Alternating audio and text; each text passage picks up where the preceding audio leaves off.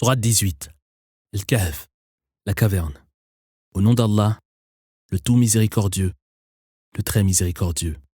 Louange à Allah qui a révélé à son serviteur le Coran, livre qui par sa grâce ne s'écarte jamais de la vérité. Il est, au contraire, un livre d'une parfaite cohérence et sans aucune contradiction, destiné à avertir les hommes d'un terrible châtiment venant du Seigneur, à annoncer aux croyants qui font le bien qu'ils obtiendront une immense récompense, dont ils jouiront à jamais, et à mettre en garde ceux qui prétendent qu'Allah s'est donné des enfants. Ils n'en ont aucune preuve, pas plus que n'en avaient avant eux leurs ancêtres. Quel odieux blasphème, quel infâme mensonge profèrent-ils. Tu vas peut-être te consumer de tristesse devant leur refus de croire en ce message. Nous avons en vérité fait de ce que porte la terre une parure pour cette dernière, afin de mettre les hommes à l'épreuve et de voir qui d'entre eux accomplira les œuvres les plus méritoires. Puis nous ferons disparaître tout ce qui se trouve à sa surface, pour en faire une terre totalement désertique. Penses-tu que l'histoire des gens de la caverne et d'Ar-Raqim constitue le plus prodigieux de nos miracles? Lorsque s'étant réfugiés dans une caverne, ces jeunes gens implorèrent « Veuille Seigneur, par un effet de ta miséricorde, nous assister dans notre entreprise et nous ménager une issue favorable. » Nous les avons alors plongés dans un profond sommeil qui se prolongea de longues années. Nous les avons ensuite tirés de leur sommeil afin de voir lequel des deux groupes saurait le mieux évaluer la durée de leur séjour. Nous allons te raconter leur histoire en toute vérité. Ce sont des jeunes gens qui ont cru en leur Seigneur et dont nous avons renforcé la foi. Nous avons raffermi leur cœur lorsqu'ils se sont levés pour proclamer « Notre Maître est le Seigneur des cieux et de la terre. Jamais nous ne vénérerons d'autre divinité que lui, sans quoi nous commettrions une grave injustice. Les nôtres vouent un culte à d'autres divinités qu'Allah, si seulement ils apportaient une preuve claire de la validité de leur pratique. Qui donc est plus inique que celui qui ment sur Allah? Puisque nous avons décidé de fuir notre peuple et les fausses divinités qu'ils vénèrent en dehors d'Allah, cherchons refuge dans une caverne. Notre Seigneur répandra sur nous de ses grâces et ne manquera pas de nous faciliter toute chose utile. On voyait le soleil à son lever s'écarter à droite de la caverne et à son coucher s'écarter vers la gauche, tandis que les jeunes gens occupaient un large espace au centre de la grotte. C'est là un signe de la toute-puissance d'Allah. Quiconque est guidé par Allah ne peut que suivre le droit chemin, à l'inverse de ceux qui le laissent s'égarer, que nul ne saurait guider. On les aurait crus éveillés, alors qu'en réalité ils dormaient. Nous prenions soin de les retourner tantôt sur la droite, tantôt sur la gauche, tandis que leurs chiens, pattes étendues, se trouvaient à l'entrée. Si tu les avais surpris dans cet état, tu aurais certainement pris la fuite, rempli d'effroi. Nous les avons alors tirés de leur sommeil, et les uns se mirent à interroger les autres. « Combien de temps sommes-nous restés ici ?» demanda l'un d'entre eux. « Un jour, ou peut-être moins, » répondirent certains, avant de reconnaître « Notre Seigneur connaît mieux que quiconque la durée de notre séjour. Que l'un de nous aille en ville avec cet argent, et nous en apporte les nourritures les plus pures, qu'il agisse avec discrétion, afin de ne pas attirer l'attention. Si ces gens venaient à nous découvrir, ils nous lapideraient ou nous ramèneraient de force à leur religion. Nous serions alors à jamais perdus. Mais nous avons fait en sorte qu'ils soient découverts au moment où les uns s'opposaient aux autres, afin qu'ils sachent que la promesse d'Allah ne peut que s'accomplir et que l'heure sonnera inéluctablement. Certains suggérèrent « Condamnons l'entrée de la caverne. Leur Seigneur est le seul à connaître leur mystère. » Mais ceux qui eurent le dernier mot affirmèrent « Nous allons plutôt ériger à cet endroit un sanctuaire. » Certains soutiendront qu'ils étaient au nombre de 3, leur chien étant le 4e, tandis que d'autres affirmeront qu'ils étaient 5, 6 avec leur chien. Simple supposition avancée sans aucune conviction. D'autres enfin diront qu'ils étaient 7, 8 avec leur chien. Dis, mon Seigneur connaît mieux que quiconque leur nombre, dont bien peu sont informés. Ne t'engage donc pas à leurs propos dans de longues discussions, mais contente-toi de rappeler ce qui t'a été révélé, sans interroger personne à ce sujet. Et ne dis jamais, je ferai telle chose demain, sans prendre soin d'ajouter, si Allah le veut. Et si tu oublies, invoque le nom de ton Seigneur, et dis, j'espère que mon Seigneur me guidera vers le chemin le plus droit. Ils demeurèrent dans leur caverne 300 ans, auxquels ils ajoutent 9 années. Dis, Allah connaît mieux que quiconque la durée de leur séjour. Lui seul connaît les mystères des cieux et de la terre, comme il voit et entend parfaitement. Les hommes n'ont d'autre maître qu'Allah, qui ne saurait associer qui que ce soit à ses décrets. Récite ce qui t'a été révélé du livre immuable de ton Seigneur, en dehors de qui tu ne saurais trouver de refuge. Recherche patiemment la compagnie de ceux qui, matin et soir, invoquent leur Seigneur dans le seul espoir de lui plaire. Que ton regard ne se détache jamais d'eux, pour se tourner vers les fastes éphémères de ce bas monde. N'obéis pas à celui que nous avons rendu indifférent à notre révélation, et qui, porté aux excès, suit aveuglement ses passions. Dis, ceci est la vérité émanant de notre Seigneur. Y croira qui voudra, et la reniera qui voudra. Nous avons préparé aux impies un feu dont les flammes les cerneront de toutes parts. S'ils implorent de l'eau, ils seront abreuvés d'une eau en ébullition, telle du métal en fusion qui leur brûlera le visage. Quelle horrible boisson et quelle infâme demeure. Quant à ceux qui croient et accomplissent de bonnes œuvres, qu'ils sachent que nous ne laisserons jamais se perdre la récompense de ceux qui font le bien. Ceux-là seront admis dans les jardins d'Éden, couleront à leurs pieds des rivières, et où ils seront accoudés sur des lits somptueux, parés de bracelets d'or et revêtus d'habits verts de soie fine et de brocart. Quelle sublime récompense et quelle magnifique demeure. Oppose-leur la parabole de deux hommes. À l'un, nous avons donné 2 vignobles séparés par un champ cultivé et bordé de dattiers. Chacun des 2 vignobles, entre lesquels nous avons fait jaillir un ruisseau, donnait ses fruits sans que jamais la récolte ne faiblît.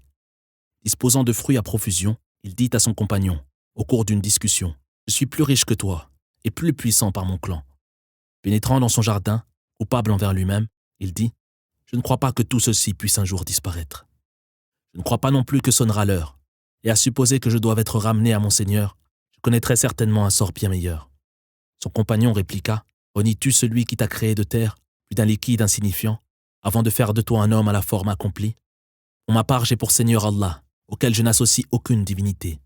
Si seulement en entrant dans ton jardin tu disais, telle est la volonté d'Allah, il n'est de force que par Allah. Si tu me vois moins pourvu que toi en bien et en enfant, il se peut que mon Seigneur m'accorde mieux que ton jardin, et transforme ce dernier, par quelque calamité venant du ciel, en une terre glissante et inculte. Que l'eau qui l'arrose se perde dans les profondeurs de la terre, sans que tu puisses en retrouver trace. » Sa récolte fut alors entièrement dévastée. Il se mit à se tordre les mains de dépit, se souvenant de tous les biens investis dans ce jardin, à présent totalement détruit, et s'exclamant, « Si seulement je m'étais gardé d'associer de fausses divinités à mon Seigneur. » Aucun clan ne put le préserver du châtiment d'Allah, dont il ne put lui-même se protéger. Car en pareil cas, Allah seul, la véritable divinité, est en mesure d'apporter son assistance à ses serviteurs, auxquels il accorde toujours la récompense la plus généreuse et garantit toujours l'issue la plus heureuse.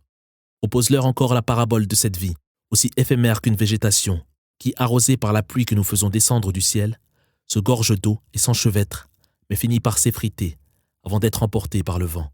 Allah a pouvoir sur toutes choses. Les richesses et les enfants sont la vaine parure de cette vie, contrairement aux bonnes œuvres, qui laissent espérer une récompense plus généreuse et plus durable auprès de ton Seigneur. Le jour où nous déplacerons les montagnes, et que la terre mise à découvert apparaîtra dans toute son étendue. Nous les rassemblerons tous, sans négliger un seul individu. Les hommes en rang comparaîtront devant ton Seigneur, qui leur dira, « Vous voilà venus à nous, tels que vous étiez lors de votre première création. Vous prétendiez pourtant que nous ne mettrions jamais nos menaces à exécution. » Le registre des œuvres sera alors déposé. Les criminels, visiblement terrifiés par leur contenu, diront, « Malheur à nous, qu'a donc ce livre à ne rien omettre, mais à recenser chaque péché mineur et chaque péché majeur. Ils y trouveront en effet chacune de leurs œuvres, sans que nul ne soit lésé par ton Seigneur. Lorsque nous avons ordonné aux anges de se prosterner devant Adam, tous se sont exécutés. Satan, quant à lui, étant du nombre des djinns, a transgressé l'ordre de ton Seigneur. Choisirez-vous de le prendre lui et sa descendance pour maître, en dehors de moi, alors qu'ils sont vos ennemis? Quel détestable choix que celui des impies. Je ne les ai pas fait assister et participer à la création des cieux et de la terre, ni même à leur propre création. Il ne me sied pas d'avoir recours à l'assistance de ceux qui égarent les hommes parmi les démons. Le jour de la résurrection, Allah dira aux païens, « Faites appel à ceux que vous prétendiez être mes égaux. » Ils les appelleront au secours, mais en vain, nous aurons placé entre eux une vallée de perdition. Voyant le feu de l'enfer, les criminels seront persuadés d'y être précipités, sans le moindre espoir d'y échapper. Nous avons proposé aux hommes dans le Coran toutes sortes de paraboles et d'exemples édifiants, mais l'homme est bien le plus acharné des disputeurs. Qu'est-ce qui empêche les hommes de croire au message de vérité qui leur a été apporté et d'implorer le pardon de leur Seigneur? Attendent-ils de subir le sort de leurs devanciers ou de voir de leurs propres yeux le châtiment fondre sur eux? Nous n'envoyons les messagers que pour annoncer la bonne nouvelle et mettre en garde l'humanité. Mais les mécréants usent de faux arguments pour réfuter la vérité, tournant en dérision mes enseignements et mes avertissements.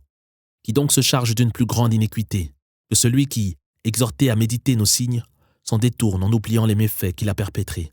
Nous avons recouvert leur cœur de voile, qui les empêche d'en saisir le sens, et rendu leurs oreilles sourdes à la vérité.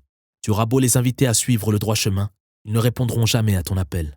Ton Seigneur est le très clément, le Dieu de miséricorde. Il pourrait dès à présent châtier les impies, pour prix de leurs agissements, précipitant ainsi leur ruine, mais un terme est fixé pour leur châtiment, auquel ils ne sauraient échapper. Voyez ces cités que nous avons anéanties, en raison de leur iniquité.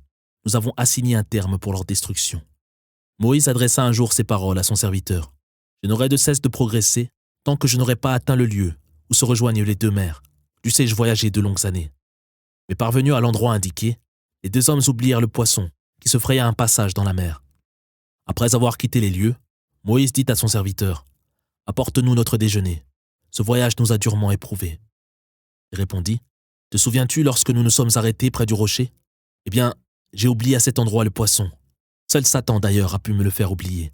Le poisson s'est frayé de façon étonnante, un passage dans la mer. » Moïse dit, « Voilà justement le signe que nous attendions. » Les deux hommes revinrent donc sur leurs pas. Ils finirent par trouver près du rocher l'un de nos serviteurs que nous avions comblé de nos faveurs et doté d'un immense savoir. Moïse lui fit cette demande. « Puis-je t'accompagner afin d'être initié à la sagesse qui t'a été enseignée ?» L'homme répondit, « Tu ne pourras supporter ma compagnie. Comment en effet pourras-tu te taire devant des actes que tu ne parviendras pas à t'expliquer ?» Moïse dit, « Tu trouveras en moi par la volonté d'Allah un homme patient et toujours obéissant. » L'homme dit, « Si tu dois m'accompagner, ne m'interroge sur aucun de mes gestes, mais attends que je t'en donne moi-même l'explication. » Ils se mirent donc en route avant de monter à bord d'un bateau auquel l'homme fit une brèche. Moïse s'indigna. « Pour quelle raison l'as-tu endommagé? Pour en noyer les occupants? Ton geste est inqualifiable. » L'homme dit, « Ne t'ai-je pas averti que tu ne pourras supporter ma compagnie ?» Moïse s'excusa. « Ne m'en veux pas pour cet oubli. Montre-toi au contraire indulgent envers moi. » Reprenant la route, ils rencontrèrent un garçon que l'homme tua. Moïse s'écria, « Tuer ainsi sans raison un être innocent? Voilà un acte odieux. » L'homme dit, « Ne t'ai-je pas averti que tu perdrais rapidement patience en ma compagnie? » Moïse dit, « Si je t'interroge encore une fois, tu pourras te séparer de moi. Tu as été suffisamment patient avec moi. » Poursuivant leur route, Moïse et son compagnon arrivèrent dans une cité, dont les habitants, auxquels les deux hommes réclamèrent à manger, leur refusèrent l'hospitalité. Là, ils trouvèrent un mur sur le point de s'écrouler, que l'homme décida de redresser. Moïse lui fit remarquer, « Tu pourrais, si tu le voulais, réclamer un salaire pour ce travail. » L'homme dit, « Voici donc venu le moment de nous séparer, mais je vais avant cela t'expliquer les actes que tu n'as pas pu t'empêcher de condamner. S'agissant du bateau, il appartenait à de pauvres travailleurs de la mer. J'ai voulu l'endommager, car ils allaient au-devant d'un roi qui s'emparait de force de toute embarcation en bon état. Quant au garçon, nous avons eu peur qu'il ne pousse ses parents, qui étaient croyants, à transgresser la loi et à renier la foi. Nous avons voulu que leur Seigneur leur donne en échange un fils plus vertueux et plus affectueux. En ce qui concerne le mur, il appartenait à deux jeunes orphelins de la ville, dont le père fut un homme vertueux. Sous le mur avait été enfoui un trésor à leur intention. Ton Seigneur, dans sa miséricorde, a voulu que les deux orphelins déterrent eux-mêmes le trésor une fois devenus adultes. Je n'ai à aucun moment agi de ma propre initiative. Telle est l'explication des gestes que tu n'as pu t'empêcher de condamner. Ils t'interrogent au sujet de Dhul Qarnayn. Réponds-leur, je vais vous relater les faits les plus marquants de son épopée. Nous avons assis son autorité sur terre en lui indiquant toutes les voies du succès. Il emprunta donc une voie qui le conduisit jusqu'au couchant, où il lui sembla que le soleil se couchait dans une source boueuse, et où il trouva un peuple. Nous lui dîmes, Dhul Qarnayn, tu as le choix entre châtier ces gens ou te montrer à leur égard indulgent. Il répondit, quiconque parmi eux persistera dans l'impiété sera châtié avant d'être ramené à son Seigneur, qui lui infligera d'affreux tourments. Quant à celui qui croit et accomplit de bonnes œuvres, nous lui accorderons la plus belle récompense et lui adresserons des mots bienveillants. Il suivit ensuite une autre voie qui lui permit d'atteindre le Levant, où il vit le soleil se lever sur un peuple que nous avions laissé sans protection contre sa chaleur. Il en fut ainsi. Nous connaissions parfaitement tous les moyens à sa disposition. Il emprunta encore une autre voie, jusqu'à atteindre un défilé situé entre deux montagnes, au-delà desquelles il trouva un peuple comprenant difficilement le langage des autres nations. Ces gens lui demandèrent, « Dhul Qarnayn, Gog et Magog répandent le mal sur terre. Es-tu disposé à dresser entre ces gens et nous un barrage contre salaire ?» Il répondit, « L'autorité et les richesses que mon Seigneur m'a conférées valent bien mieux que votre argent. Aidez-moi seulement de vos mains à dresser ce barrage entre vous et ces gens. Apportez-moi des blocs de fer. » Lorsque l'espace compris entre les deux montagnes fut comblé, il ordonna, « Allumez un feu et attisez-le. » Quand le feu fut porté à incandescence, il dit, « Apportez-moi du cuivre fondu, pour que je puisse verser par-dessus. » Gog et Magog ne purent donc franchir le barrage, et encore moins pratiquer une brèche. Dhul Qarnayn affirma, « Ce barrage est une grâce de mon Seigneur.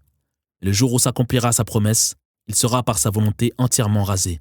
La promesse de mon Seigneur se réalisera inéluctablement. » Ce jour-là, Nous les laisserons déferler les uns sur les autres. Il sera ensuite soufflé dans la corne, et tous les hommes seront sur notre ordre, rassemblés.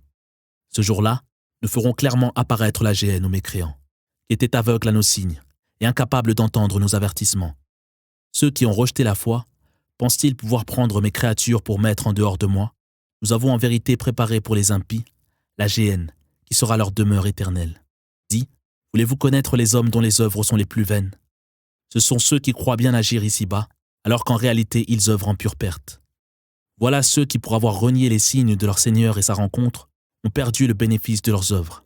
Nous ne leur accorderons donc aucune valeur le jour de la résurrection. Voilà ceux qui sont voués à la géhenne, pour avoir rejeté la foi et tourné mes signes et mes messages en dérision. Ceux qui auront cru et accompli de bonnes œuvres seront quant à eux reçus dans les plus hauts degrés du paradis, où ils séjourneront pour l'éternité, sans jamais désirer le quitter.